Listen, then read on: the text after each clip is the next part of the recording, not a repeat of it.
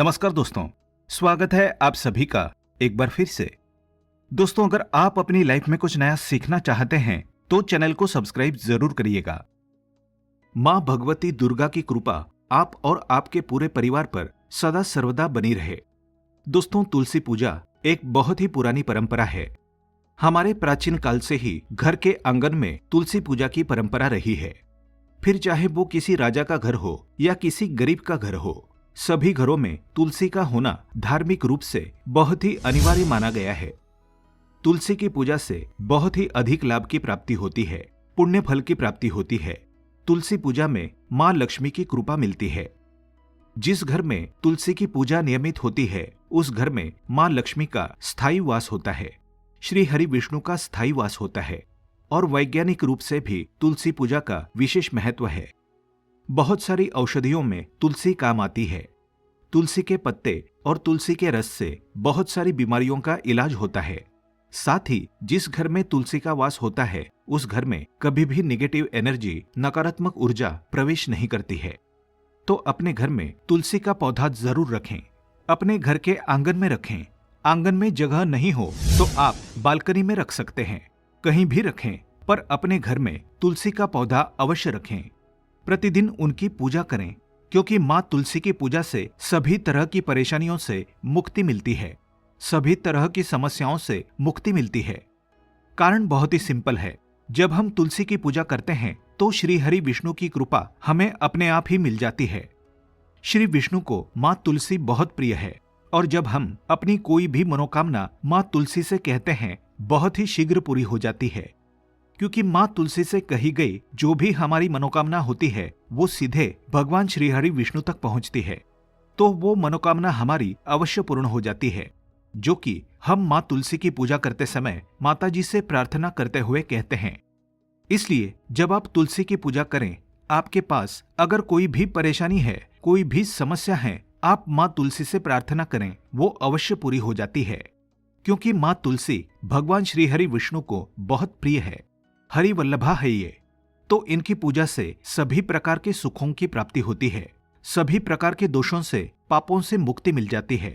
साथ ही सुख, समृद्धि, धन, वैभव की प्राप्ति होती है, अखंड सौभाग्य की प्राप्ति होती है, वैवाहिक जीवन सुखमय होता है और घर में वंश वृद्धि की अगर परेशानी है, वंश वृद्धि नहीं हो रही है, तो मां तुलसी की पूजा करते हुए मां तुलसी से प्रार्थना करें तो शीघ्र ही संतान की प्राप्ति होती है।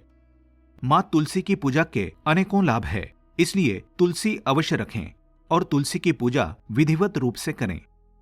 दोस्तों, सबसे पहले जानते हैं तुलसी पूजा कैसे करनी चाहिए। तुलसी पूजा में किस तरह की सावधानियां हमें रखनी चाहिए।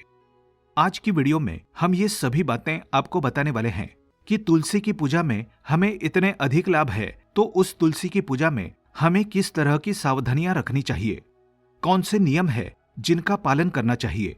जैसे कि तुलसी में जल चढ़ाने की विधि क्या है, तुलसी में दीपक जलाने की क्या विधि है, तुलसी को भोग लगाने की क्या विधि है, तुलसी का जो पौधा हम लगाते हैं इसे कब लगाना चाहिए और घर में कहाँ लगाना चाहिए, तुलसी का पत्ता कब तोड़ें, कब नहीं तोड़ें, तुलसी में शालिग्राम रखें या शिवलिंग रखें, तुलसी सूखने पर हमें क्या करना चाहिए, तुलसी की कितनी परिक्रमा करनी चाहिए और रविवार के दिन तुलसी पूजा कैसे करें, नियम और सावधानियां क्या है अगर हम तुलसी की पूजा करते हैं या तुलसी का पौधा अपने घर में रखते हैं।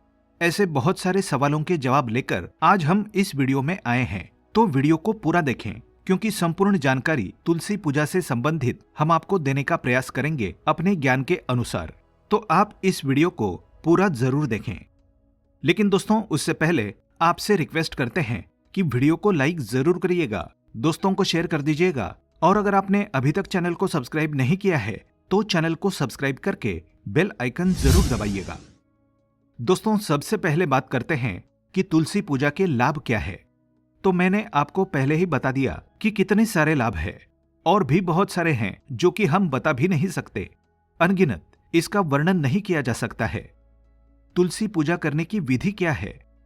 तुलसी पूजा करने के लिए दोस्तों सबसे पहले प्रातःकाल जल्दी उठना चाहिए। स्नानादि के बाद जहां भी आपने तुलसी रखी है, चाहे अपने आंगन में रखी है, चाहे आपने बालकनी में रखी है, आप तुलसी के पौधे के पास जाएं। पूजा की सभी सामग्री आपको अपने साथ लेकर तुलसी के पास जाना है।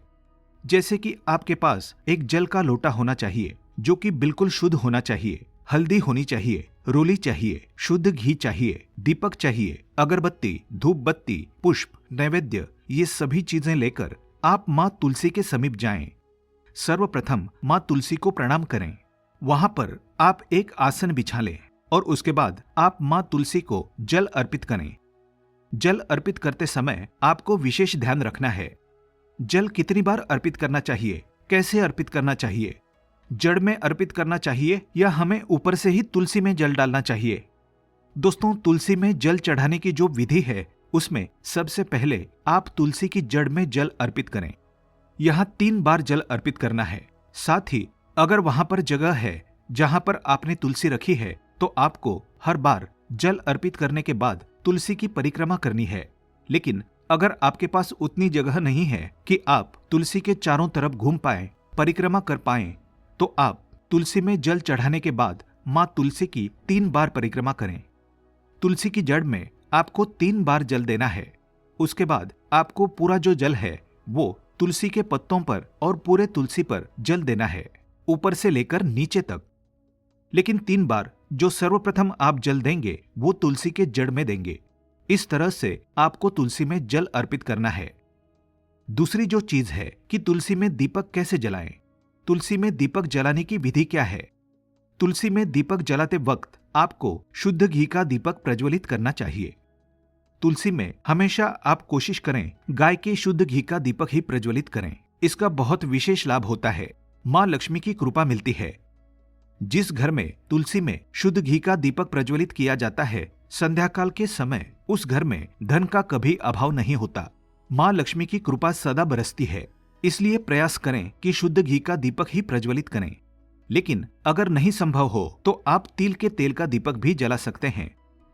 तो तुलसी का दीपक आप जब प्रज्वलित करते हैं तो वहां पर आपको दीपक के नीचे आसन अवश्य बिछाना है। किस चीज का आसन बिछाएंगे? चावल का आसन। चावल का आसन यानी अक्षत, जिसके टूटे हुए दाने नहीं होते हैं, ऐसा चावल उसे अक्षत कहते हैं। ऐसे थोड़े से चावल के दाने आप दीपक के नीचे रखकर दीपक को प्रज्वलित करें। इस तरह से अगर आप दीपक जलाते हैं तो ये जो चावल होते हैं, जो अक्षत होता है, उसका हम जो धार्मिक कार्यों में प्रयोग करते हैं उससे हमारे घर में मां लक्ष्मी की कृपा मिलती है।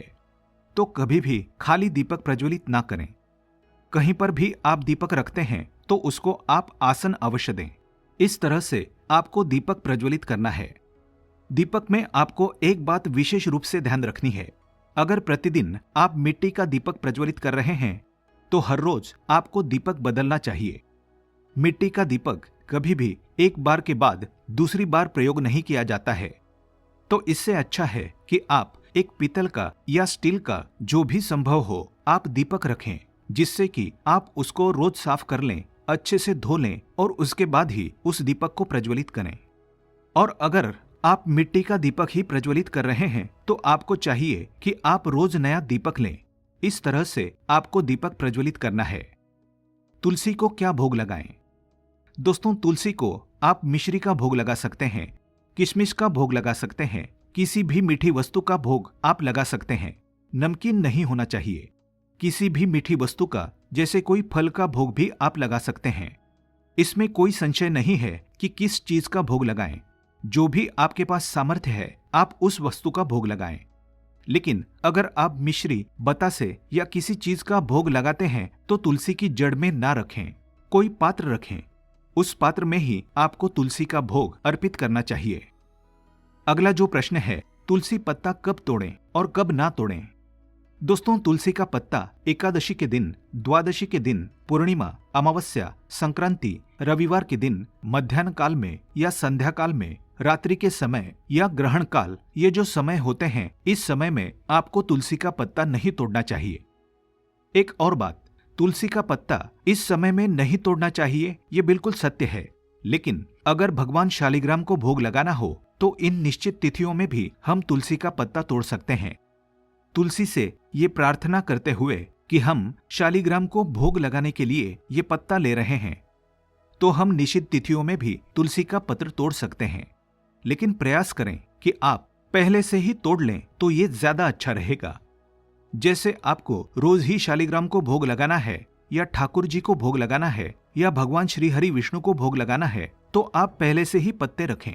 तुलसी के पत्ते कभी बासी नहीं होते हैं, तो आप इन पत्तों का प्रयोग कभी भी कर सकते हैं। पहले से तोड़कर रखें तो ज्यादा अच्छा है। दोस्तों, तुलसी में शालिग्राम रखें या शिवलिंग रखें। ऐसा सुना है कि बहुत सारे लोग शिवलिंग को तुलसी के पत्तों में तुलसी के गमले में रख देते हैं। बिल्कुल भी ऐसा नहीं करना चाहिए। तुलसी के गमले में कभी भी शिवलिंग नहीं रखना चाहिए। तुलसी को शिवलिंग की पूजा में भी इस्तेमाल नहीं किया जाता है। शिव जी की पूजा में या गणेश जी की पूजा में तुलसी पत्र का इस्तेमाल नहीं होता है, इसलिए कभी भी शिवलिंग तुलसी में नहीं रखना चाहिए। लेकिन तुलसी के गमले में शालिग्राम आप अवश्य रख सकते हैं। तुलसी के गमले में शालिग्राम रखकर पूजा करने से अनन्य कोटि फल की प्राप्ति होती है। तो आप अगर तुलसी और शालिग्राम की पूजा एक साथ करते हैं तो बहुत ही श्रेष्ठ है। आप गमले में अगर नहीं भी रखते हैं, आपने अगर घर के मंदिर में रखा है, तो जब आप तुलसी की पूजा करें तब भी आप शालिग्राम को तुलसी के पास लाकर पूजा कर लें और शालिग्राम और तुलसी की एक साथ पूजा करने के बाद शालिग्राम को वापस ले जाकर अपने मंदिर में स्थापित कर सकते हैं। अगर इस तरह से आप पूजा करते हैं तो ये बहुत ही श्रेष्ठ होगा। दोस्तों, तुलसी सूखने पर क्या करें, ये प्रश्न होता है, क्योंकि कई बार तुलसी सूख जाती है और घर में तुलसी नहीं होती है। ऐसा इसलिए कि हम एक ही तुलसी रखते हैं। कभी भी घर में एक तुलसी नहीं रखनी चाहिए। घर में एक से अधिक तुलसी रखें। 4 या 5 पौधे तुलसी के रखें। ये बहुत ही अच्छा होगा कि अगर आप अपने घर में 5 तुलसी के पौधे एक साथ रखें। एक तो कभी भी आपका घर तुलसी से खाली नहीं होगा। दूसरा, अगर आपके घर में इतने सारे तुलसी के पौधे होंगे तो जो तुलसी आप पूजा कर रहे हैं उसके पत्ते आप बिल्कुल भी नहीं तोड़ेंगे। ये दूसरे पौधे जो हैं उनमें से आप पत्ते तोड़ें और उनसे ही आप भोग लगाएं या प्रसाद में अर्पित करें, या फिर आप औषधि के रूप में प्रयोग करें तो ये हो जाएगा। आप बहुत आसानी से ये 5 पौधे एक साथ रखें। एक की आप पूजा करें और जब कोई पौधा आपका सूखता है आप दूसरे पौधे की पूजा करें और तुरंत ही आप एक पौधा लाकर उस गमले में लगा दें तो ये बहुत श्रेष्ठ रहेगा।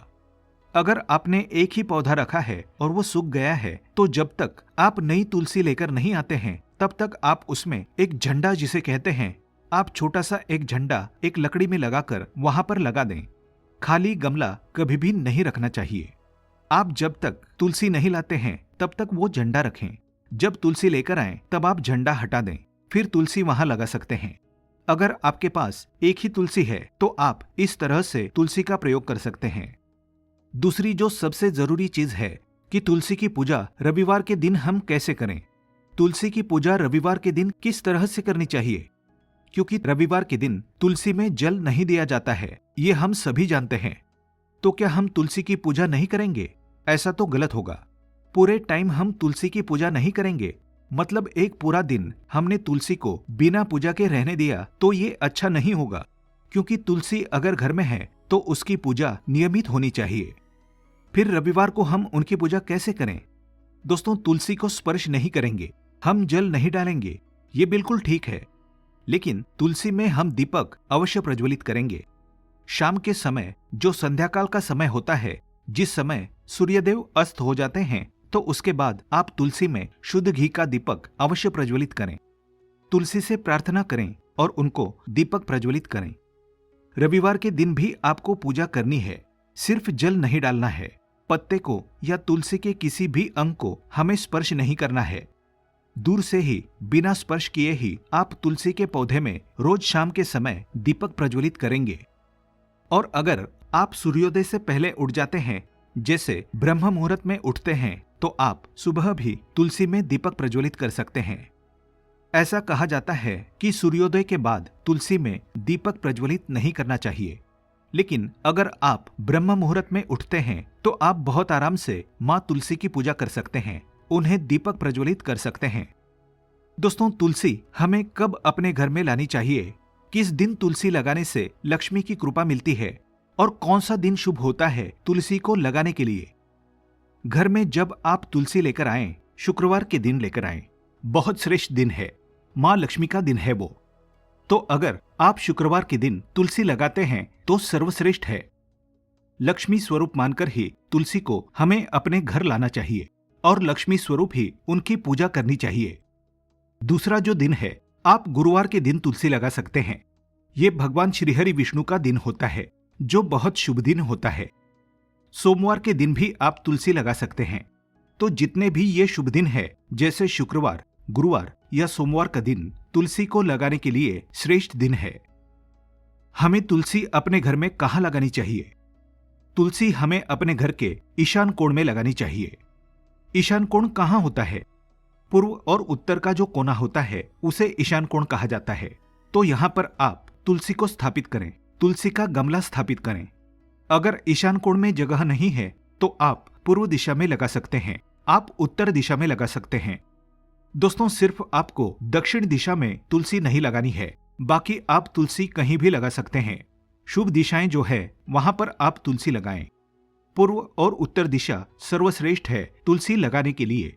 तो इस तरह से आप तुलसी को लगाएं। तुलसी में जल देने का मंत्र क्या है?